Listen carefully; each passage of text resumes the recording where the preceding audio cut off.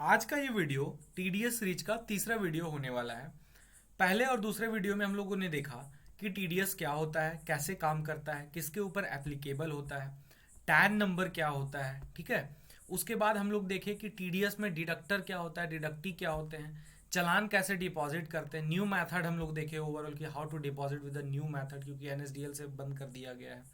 चलान identification number, CIN number क्या होता है, तो ये सारा चीज़ हम लोग यहाँ पे डिस्कस कर चुके हैं। अब हम लोग नेक्स्ट में देखते हैं टीडीएस सर्टिफिकेट्स के बारे में। तो देखिए सर्टिफिकेट्स का इशू क्या आता है। देखिए सबसे पहला चीज है कि अगर मान लीजिए किसी का आप टीडीएस डिडक्ट कर रहे हैं, तो उसको क्या है, उस टीडीएस के अगेंस्ट में उसको आने वाला टाइम में जब वो अपना आईटीआर फाइल करेगा तो उस समय उसका रिबेट मिलेगा, उस समय उसको उसका अपना क्रेडिट मिलेगा। लेकिन इशू यहाँ ये आ रहा था कि मान लीजिए हम लोग टीडीएस डिडक्ट किए और चालान पेमेंट कर दिए आईटीएनएस 281 से, लेकिन जब हम लोग चालान पेमेंट किए तो उस समय जिसका भी जो भी डिडक्टीज था उसका डिटेल हम लोग को कोई कोई ऑप्शन नहीं मांगता है। तो उनको क्रेडिट कैसे मिलेगा? गवर्नमेंट को भी नहीं पता कि मेरे को ये जो टीडीएस मिला है किसका था किसका नहीं था। सिर्फ उनको ये पता है कि हाँ इस स्टैंड के अगेंस्ट में पैसा आया हुआ है। अब किसका है नहीं है गवर्नमेंट को कोई आइडिया नहीं है। जब आइडिया नहीं है तो सामने वाले को क्रेडिट कैसे मिलेगा? तो उस केस में हम लोग को स्टेटमेंट्स फाइल करने होते हैं, रिटर्न्स फाइल करने होते हैं। ठीक है, तो यहाँ पे जो है वेरियस टाइप्स ऑफ रिटर्न्स है। रिटर्न्स क्या क्या है? तो 24Q है, 27Q है, सॉरी 27EQ है, 26Q है, 27Q भी है। ठीक है, तो ये आइए समझते हैं हम लोग कि कौन कौन सा केस जो है, किस किस केस में हम लोग का ये रिटर्न्स जाता है। तो हम लोग यहाँ पे देखते हैं रिटर्न्स के बारे में। सबसे पहला कि देखिए टीडीएस ऑन सैलरी के केस में क्या जाता है, 24Q जाता है। ठीक है, और अदर देन सैलरी के केस में क्या जाता है, 26Q जाता है। अब देखिए टीसीएस के केस में क्या जाता है, 27EQ जाता है। ठीक है, टीसीएस के केस में 27EQ जाता है। और 27Q किस केस में जाता है, तो ये एनआरआई के लिए होता है। जो आप नॉन रेसिडेंट अगर इंडिया है, जैसे मान लीजिए भी आईपीएल चल रहा है, आईपीएल में बहुत सारे विदेशी जो भी प्लेयर्स हैं वो परचेज किए गए हैं, सारा चीज उनको पेमेंट किया, तो उनका भी टीडीएस डिडक्ट किया गया होगा, तो उनका जो रिटर्न जाएगा वो 27Q में जाएगा। तो ये सारा रिटर्न जो है बेसिकली जाता है। तो अब हम लोग को यहाँ पे देखना है कि ठीक है अब रिटर्न्स में क्या जाता है। तो रिटर्न्स में हम लोग को पूरा स्टेटमेंट फाइल करना पड़ता है कि जिसका भी पूरा डिडक्टर का, डिडक्टी का जो भी चालान आप डिपॉजिट किए उस चालान में किस किस डिडक्टी का डिटेल्स था, तो वो सारा चीज हम लोग किस में फाइल करते हैं, रिटर्न्स में फाइल करते हैं। तो देखिए यहाँ पे कब कब कौन सा जो रिटर्न्स होता है उसका ड्यू डेट्स होता है। तो बेसिकली देखिए पेमेंट हम लोग का मंथली होता है और रिटर्न हम लोग का क्वार्टरली जाता है। तो पेमेंट के जाए रिटर्न हम लोग को इसलिए जानना पड़ता है क्योंकि पेमेंट के टाइप में हम लोग को स्पेसिफाइड करने का ऑप्शन नहीं है कि किसका किसका टीडीएस है, क्योंकि सामने वाले को उसका क्रेडिट मिलेगा। तो इस केस में हम लोग को क्या देखना है कि सबका ड्यू डेट्स होता है। ये क्वार्टरली फाइल होता है रिटर्न क्वार्टरली फाइल बोले तो कि जैसे अप्रैल है, अप्रैल मई जून एक क्वार्टर हो गया, तो जून का जो देखिए जून कब हुआ, 30 जून को खत्म हो गया। उसका जो स्टेटमेंट जाएगा ना वो 31 जुलाई तक उसका ड्यू डेट रहेगा। क्या रहेगा, 31 जुलाई तक रहेगा। ठीक है, उसके बाद क्या है, मान लीजिए सेकंड क्वार्टर है, ठीक है, क्या जुलाई अगस्त सितंबर, उसका 31 अक्टूबर। फिर क्या है, दिसंबर जनवरी, सॉरी क्या है, अक्टूबर नवंबर दिसंबर, उसका 31 जनवरी। लास्ट क्वार्टर जो होता है आपका, लास्ट क्वार्टर जैसे जनवरी फरवरी मार्च, ये 3 महीना का जो रिटर्न होता है उसके लिए आपको एक्स्ट्रा एक मंथ मिलता है। आपका जो ड्यू डेट होगा वो 31 होगा, है ना। उस केस में आपको यहाँ पे देखना है।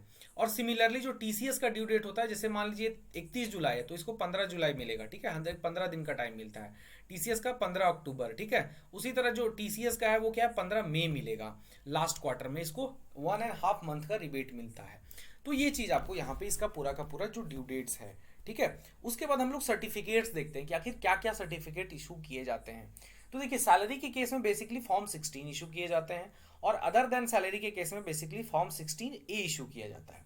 तो यहाँ पे आपको देखना है फॉर्म 16 जो इशू करने का जो ड्यू डेट है वो हर एक क्वार्टर, जैसे देखिए फॉर्म 16A जो होता है वो क्वार्टरली जनरेट होता है। ठीक है, हर एक क्वार्टर में जनरेट होगा और सामने वाला का 26S में रिफ्लेक्ट करेगा। जिसका जिसका डिडक्टिव होगा, जिसका जिसका टीडीएस डिडक्ट किया होगा, उसका 26S में क्वार्टरली रिफ्लेक्ट करते जाएगा। ठीक है, और वहां पे सारा चीज दिखते जाएगा और हम लोग क्या करेंगे, क्वार्टरली उसको सर्टिफिकेट्स भी देते जाएंगे। तो यहाँ पे बोलता है ड्यू डेट क्या है सर्टिफिकेट इशू करने का। तो जैसे मान लीजिए अप्रैल मई जून है, जून जैसे खत्म हुआ तो 31 जुलाई तक हम लोग रिटर्न डाल दिए। रिटर्न डालने के बाद 15 अगस्त जो है 15 दिन का टाइम है आपके पास कि उसको आप सर्टिफिकेट इशू कर दीजिए। नेक्स्ट सब में 15-15 दिन का आपको टाइम मिलता है। ठीक है, 31 मई को गया और यहाँ पे आपको 15 दिन का, मतलब जब भी रिटर्न का जो लास्ट डेट है उससे 15 दिन आपको क्या मिलता है, सर्टिफिकेट इशू करने का टाइम लिमिट मिलता है। अब बेसिकली ये हम लोग देखें कि स्टेटमेंट कैसे जाता है, उसका ड्यू डेट्स क्या होता है। अब हम लोग यहाँ पे थोड़ा सा डिस्कस कर लेते हैं सर्टिफिकेट के बारे में। तो देखिए यहाँ पे क्या है ना कि फॉर्म 16 के बारे में हम लोग देख लेते हैं। फॉर्म 16 ये तो समझ गए कि अदर देन सैलरी के केस में होता है, वहां पे क्या क्या डिटेल होता है, डिडक्टर का पूरा डिटेल होता है, डिडक्टी का डिटेल होता है, किस अमाउंट पे कितना रेट से टीडीएस डिडक्ट हुआ, कितना टोटल टीडीएस हुआ, वो सारा डिटेल आपको फॉर्म 16 ए में मिल जाएगा। लेकिन फॉर्म 16 जो होता है वो सैलरी के केस में दो पार्ट होता है, एक पार्ट ए होता है और एक पार्ट बी होता है। तो पार्ट ए बेसिकली बताता है कि जो इम्प्लॉई है ये एनुअली जनरेट होता है। आपको हमेशा ध्यान में रखना है फॉर्म 16 जो है वो एनुअली जनरेट होता है, क्वार्टरली जनरेट नहीं होता है। तो आपको ये चीज हमेशा ध्यान रखना है कि जो फॉर्म 16 का है वो पार्ट ए होता है, पार्ट बी होता है। फॉर्म 16 का पार्ट ए जो होता है वो क्या बताता है हम लोगों को, वो बताता है कि ये जो इम्प्लॉई है उसमें आपको कितना टोटल सैलरी पेड हुआ, उस पर कितना टीडीएस डिडक्ट हुआ, इसका डिटेल जो है वो फॉर्म 16 का पार्ट ए बताता है। तो पार्ट बी क्या बताता है, तो पार्ट बी जो होता है वो पूरा कंप्यूटेशन के बारे में बताते हैं कि एक एम्प्लॉय है, उसका ग्रॉस सैलरी इतना, उसका परक्यूजेस इतना, उसका टैक्सेबल इतना हुआ, उसका डिडक्शन इतना है, उसमें उसका 87 का रिबेट इतना मिला, या तो फिर उतना उसका उतना मान लीजिए कि क्लेम करना है, या फिर उसको मतलब पूरा जो कंप्यूटेशन होता है एम्प्लॉय का, ठीक है, टैक्सेबल सैलरी कैसे निकलेगा, रेट्स वगैरह सारा चीज जो है वो पार्ट बी में डिटेल्ड करके वहां पे प्रेजेंट किया जाता है। उसी के बेस पे यहाँ पे फॉर्म 16 का जो फॉर्म 16 का पार्ट बी जो है वो जनरेट होता है। तो यहाँ पे हम लोग देखें कि सर्टिफिकेट्स क्या होते हैं, स्टेटमेंट्स कब फाइल होते हैं, तो ये सारा चीज हम लोग यहाँ पे देखें। अब नेक्स्ट वीडियो जो है ये मेरा थर्ड वीडियो था।